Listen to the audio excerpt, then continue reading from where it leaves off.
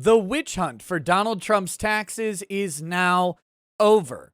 It is officially over, and his tax returns have been turned over to the Manhattan District Attorney. This has been a fight that's been going on since 2019. It has gone to the Supreme Court a couple different times, and the Supreme Court just yesterday decided that it was done hearing the case and it would not entertain any more appeals from Donald Trump on the matter, which means his taxes were due to the Manhattan DA, and they have now been turned over. Let's take a look.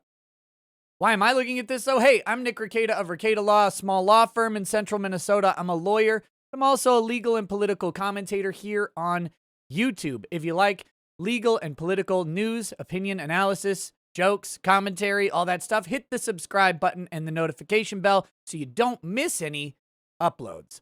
All right, so the Manhattan District Attorney's Office obtained former President Donald Trump's tax returns. Now, if you remember this story, this started back in 2019 when they were trying to get Trump's tax returns. And my personal theory on this, and you can feel free to disagree if you want, I believe they were trying to get them so that they could use those tax returns in some way in the 2020 election, namely with trying to find something that they could charge Donald Trump with, even if they didn't know if it would stick. This, of course, mirrored a request from Congress, and that request from Congress was completely shut down by the Supreme Court. And this is advantageous to Donald Trump for reasons we'll talk about in a little bit, but namely the publicity of them going to Congress versus going to a grand jury in New York is pretty different, okay? A spokesman for District Attorney Cy Vance said Thursday that the subpoena for the former president's records from Mazars USA was enforced this week, with Danny Frost, the prosecutor's office's director of communications, telling the Washington Examiner that the financial records were obtained on Monday. The move came just hours following a Supreme Court denial of Trump's final push to keep his records canceled. Filings obtained by the DA contain millions of pages of documents related to Trump's tax returns from January 2011 to August 2019, including financial statements, agreements, and other documents relating to the preparation and review of tax returns. Vance's pursuit of Trump's records are part of an extensive inquiry into the former president's real estate properties. In 2019, the New York County District Attorney's Office served a grand jury subpoena on Mazars USA, Trump's personal accounting firm, demanding financial and tax records from the president and his business. So like I said, this has been going on since 2019. In my opinion, they were trying to get it before the election. I think the one solid the Supreme Court did Donald Trump here is they let it go till after the election, because if I had to guess, they were sniffing out a politically motivated prosecution. Now, whether or not it actually is politically motivated and whether or not there's anything that they're going to go after, we'll have to wait and see on this one. But to me, it was a little bit suspicious, to put it lightly. Despite the district attorney now having access to Trump's records, the likelihood they ever emerge in the public eye is slim due to grand jury secrecy rules. Now, I do have the law pulled up here. This is section 215.70 of the New York State Penal Code, and let's just look at it real quick.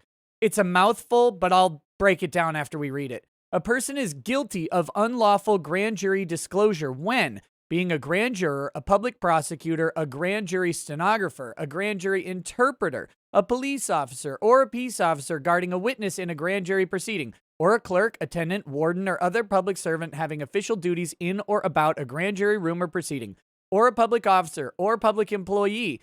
He intentionally discloses to another the nature or substance of any grand jury testimony or any decision, result, or other matter attending a grand jury proceeding which is required by law to be kept secret, except in the proper discharge of his official duties or upon written order of the court.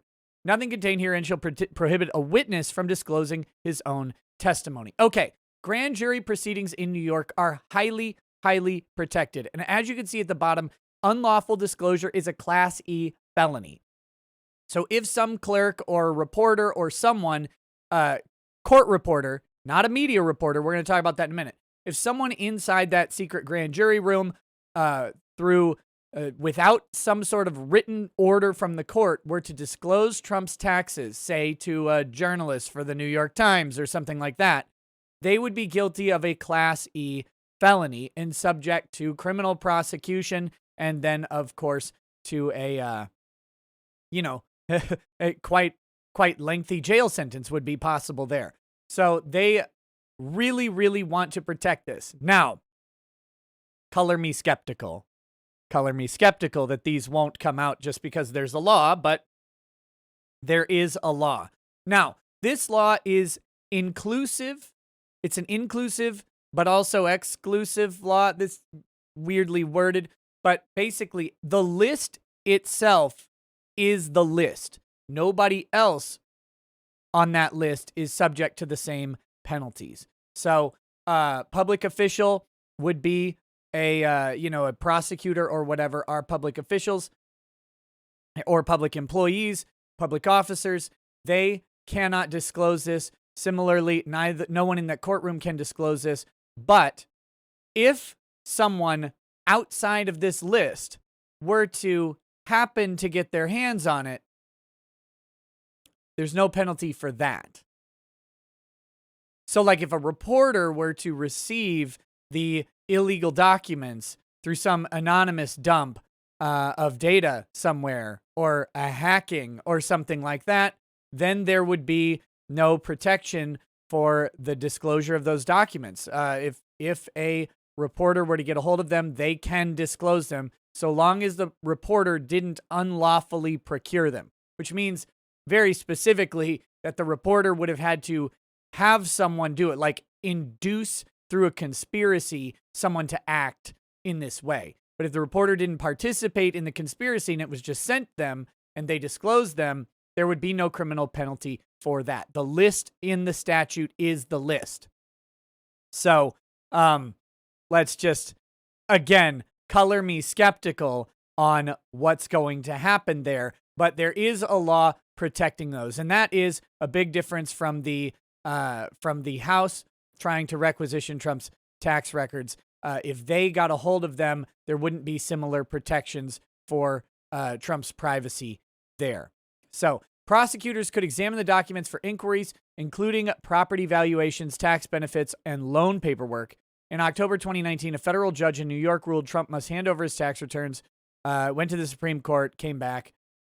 Long story short, now they're handed over to the New York DA's office, and we'll see how secure the New York DA's office actually is. But I would like to know your thoughts. What do you think on this? I think it was entirely political. I think they have less motivation to pursue it now. However, they're obviously going to still look through them. I think the entire point was somehow disclosing or prosecuting Trump prior to the 2020 election so that they could taint the election against him. I think that was a naked motivation of the court, but I want to know what you guys think. Drop a comment down below. Do you think these are going to come out? Do you think Donald Trump is guilty of some sort of tax fraud? What do you think is going on here? And until next time, peace. Peace.